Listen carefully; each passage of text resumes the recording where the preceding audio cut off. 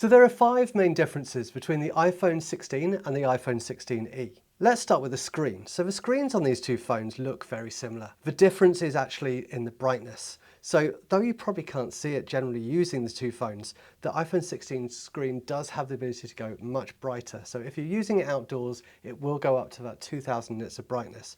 Whereas the 16e has a more limited brightness of around 1200 nits, which is still plenty. To be honest, when I've used this phone, I haven't noticed it being not bright enough in any conditions, but you do have that extra brightness if you want it in the 16. Now, where you really will see a difference is in the cameras on the back. You can have a look at those and you'll see that there is obviously the single camera and the dual camera situation here. Both of them do feature a 48 million pixel main camera.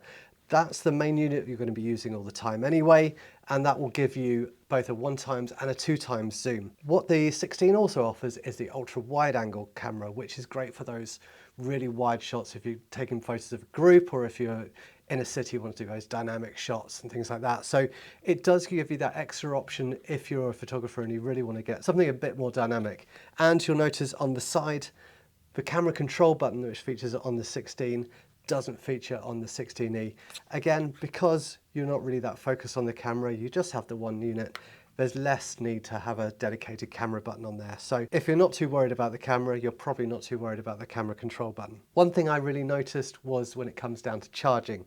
So the 16 allows MagSafe charging. So you can attach things to the back, you can attach it to MagSafe chargers, it will stay there magnetically and it will charge nicely. So the 16e does offer Qi charging, which will connect to devices which are Qi compatible, but what it doesn't have is the magnet, so it won't stay stuck to something vertically like that. So if you've got something that's flat on the surface, you can still put it on there and it will charge the same way, albeit a little bit slower.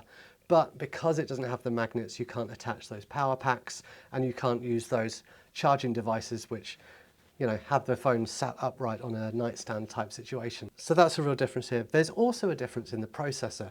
Though on paper, both of these units are an A18 processor, which is great because it means you can access all of the Apple Intelligence features, but there is a very slight difference. So the iPhone 16e uses a 4-core GPU system, whereas the 16 has a 5-core GPU.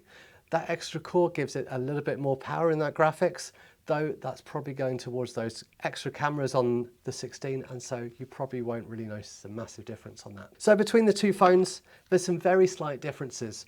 If you're really into photography, you'll probably want the 16.